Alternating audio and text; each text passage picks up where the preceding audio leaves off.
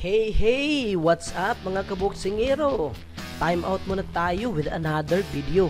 At kung first time mo, huwag kalimutang i-like and subscribe ang ating grupo.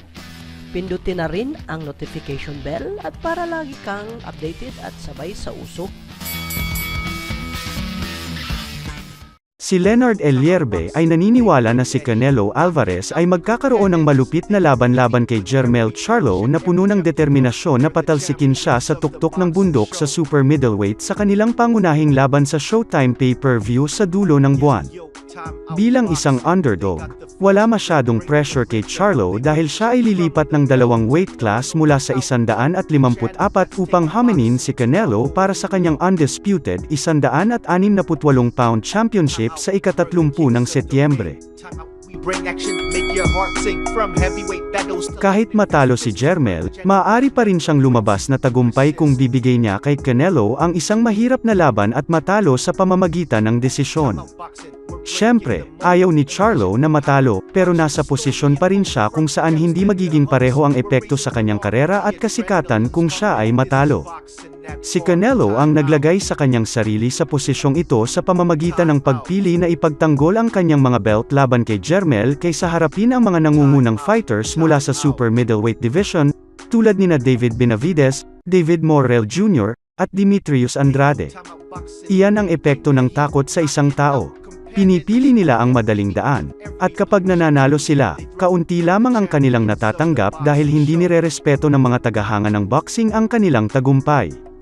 Bukod dito, ang mga boksingero na kanilang iniwasan, sa kasong ito, sina Benavidez, Morrell, at Andrade, ay naghihintay pa rin sa kanilang pinto.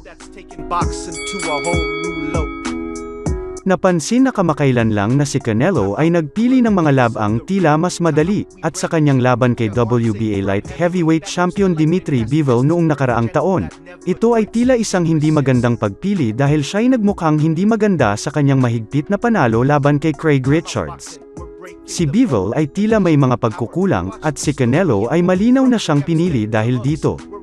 Alam ko na maraming usapan tungkol kung bakit hindi na siya, Canelo, kamukha ng dati, sabi ni Elierbe. Mga tao ay tila nagsasabi, nawala na siya ng hakbang. Sa tingin ko sa labang ito, ipapakita niya ang kanyang makakaya. Siya ay galing sa injury. Sinasabi niya na 100% siya, at sa tingin ko, makikita natin ang pinakamahusay na bersyon ng kung nasaan siya ngayon, sabi ni Elierbe tungkol kay Canelo. Siya ay may mahirap na laban kay Jermell Charlo. Si Jermell ay gutom.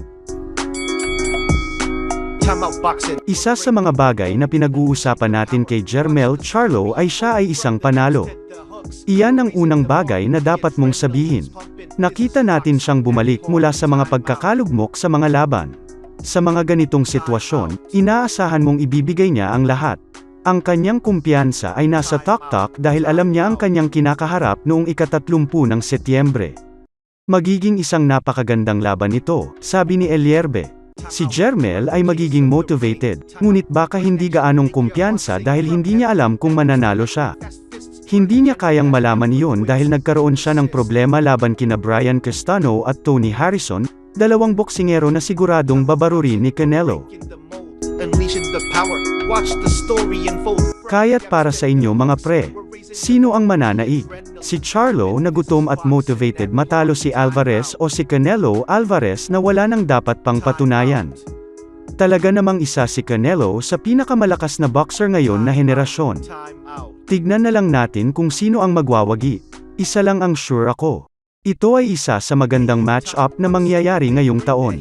Knocking out competitors, they can't be beat with every punch and every jab they throw. They're the champions of the boxing show.